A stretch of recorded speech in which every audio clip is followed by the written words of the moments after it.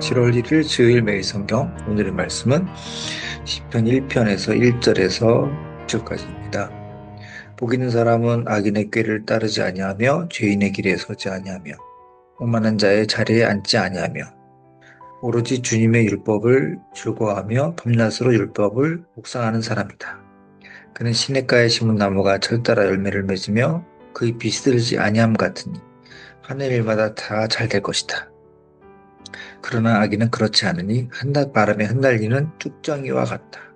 그러므로 악인은 심판받을 때에 몸을 가누지 못하며 죄인은 의인의 모임에 참여하지 못한다. 의인의 길은 주님께서 인정하시지만 악인의 길은 망할 것이다. 네, 오늘 시편 총 150편입니다. 그것의 첫 번째 1편입니다.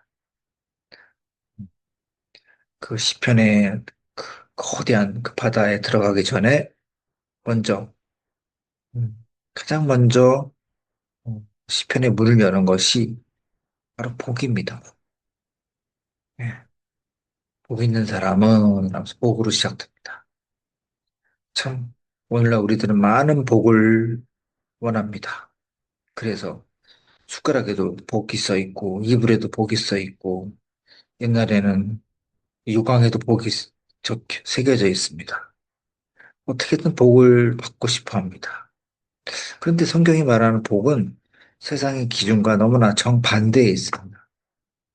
하나님께서는 창조 직후에 아담과 하와에게 복이 어떤 것이다 라고 말해 주십니다. 그것은 내가 스스로 하나님의 자리에 앉는 것이라고 말합니다. 선악을 내 마음대로 판단해서 창조주의 경계를 넘어서는 순간에 인간은 복에서 멀어지게 된다는 것입니다. 참된 복은 어떤 넉넉하게 소유한다는 것이 아니라 피조물로서 창조주와 올바른 관계를 회복하는 것입니다.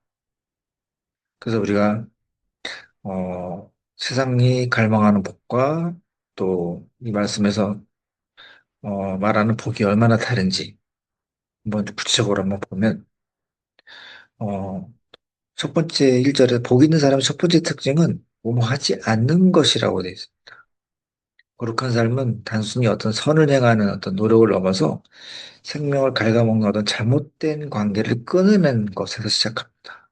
복 있는 사람은 악인의 길을 따르지 않고 죄인의 길에 서지 않고 오만한 자의 자리에 앉지 않는다.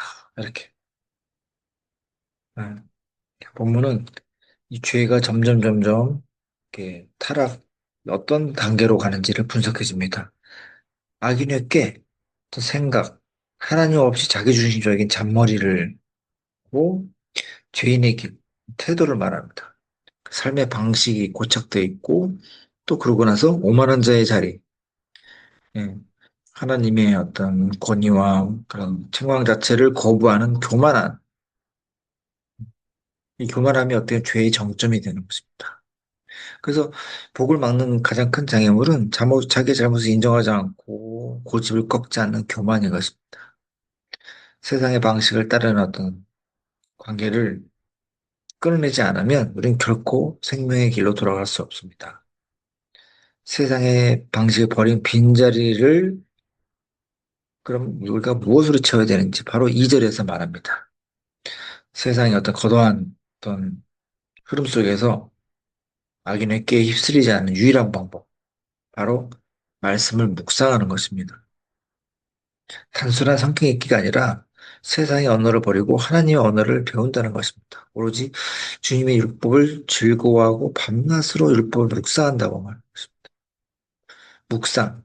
여기서 말하는 묵상은 갓난아이가 부모의 말을 수없이 들으면서 옹알이하는 그 언어를 배우는 것 같다고 합니다. 부모의 음성을 반복해서 계속 듣고 그 튀고 나면 우리도 하나님의 말씀을 입술로 끊임없이 되새기게 됩니다.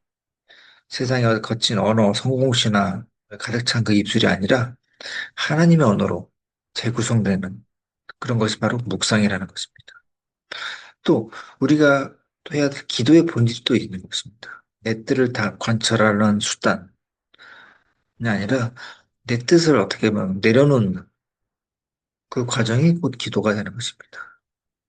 내 죄성이 얼마나 뿌리 깊은지를 깨닫고 하나님 말씀 안에서 내 고집을 굴복시킬 때, 그때 우리가 비로소 변화하기 시작하는 것입니다. 그러면서 3절에 성경이 말하는 형통, 분명히 세상의 성공과는 또 다릅니다. 일이 잘 풀리는 마법이 아니라 어떤 생명의 그런 시냇물에 연결된 자의 어떤 근원적인 안정감을 말해줍니다. 그 시냇가에 심은 나무가 철다리 열매를 맺으며 그 잎이 시들지 아니한 같으니 하나님보다 잘 될 것이다 라고 말하십니다. 나무의 가치는 나무 자신의 어떤 노력이 있지 않습니다. 그냥 어디에 위치해 있고 뿌리가 얼마나 깊은가에 달려있는 것입니다. 나무가 스스로 열매를 맺으려고 애쓰지 않습니다. 시냇가에 붙어서 그냥 그 수액, 물만 빨아들이고면 자연스럽게 결실이 납니다. 우리 역시 말씀에 그냥 붙어있기만 하면 되는 것입니다.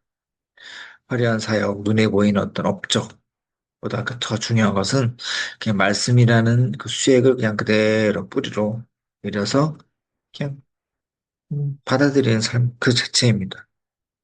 하나님은 우리에게 복을 구걸하는 인생이 아니라 우리 자체가 복이 되기를 원하십니다. 생명의 근원에 연결된 그런 의인, 뿌리 없이 허망한 인생을 사는 것이 아니라. 그래서 시편 1편은 또 분명하게 또 심판을 경고하십니다. 우리가 선택하는 것은 반드시 어떤 영원한 결과로 있는데 그것이 뭐냐? 네, 악인은 그렇지 않은 바람에 날리는 쭉정이와 같다는 것입니다. 악인은 심판을 견디지 못하고 죄인은 의인의 모임에 참여하지 못한다. 의인의 길은 주님께서 인정하시고 악인들의 길은 망한다고 합니다. 오늘 참 SNS, 페이스북, 인스타그램 사진 한 장에 목숨 걸고 누군가에게 인정받기 위해서 몸부림을 칩니다. 그렇지만 하나님 없는 삶은 거의 쭉정이와 같고 실체가 없고 같다고 합니다. 인기와 명예라는 것은 바람이 불면 한순간에 흩어질 허망한 것들입니다. 진정한 것은 하나님이 나를 아신다. 는 사실입니다. 창조주께서 내가 너를 안다라고 인정하신다면 우리 모든 세상의 갈증은 그냥 없어집니다. 하나님이 알아주시는 인생은 더 이상 사람의 눈치를 보지 않습니다. 이제 우리 모든 말씀을 가슴에 새기면서 우리를 아신 하나님, 음, 그 앞에 항상 기도로서 서는 사람이 되길 바랍니다. 그래서 복은 소유가 아니라 항상 하나님과의 관계입니다. 하나님이 나를 아시고 내가 그분의 말씀 곁에 머무는 것, 그 자체가 최고의 복입니다. 그래서 쓸데없이 세상의 복을 찾아서 헤매는 것이 아니라 이미 주 안에서 우리가 복된 자로서 존재하는 것입니다. 이 세상의 인정을 강요하던 그 허기진 마음 내려놓고 우리를 인정해 주시는 주님 앞에 온전히 고백하는 그런 저희가 되길 바라겠습니다. 기도하시겠습니다. 하나님 아버지, 세상의 인정에 목말라서 늘 허기진 채 살아간 저희들을 불쌍히 여겨 주시옵소서.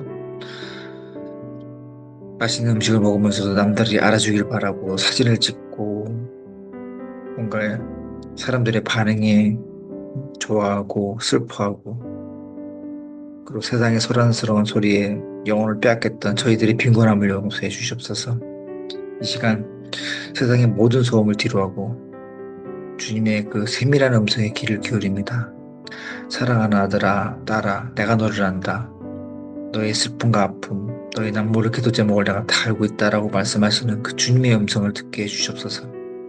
주님이 나를 아신다는 그 말 한마디가 저희 모든 영혼의 그 갈증을 씻어내는 생수가 되게 해주시옵소서.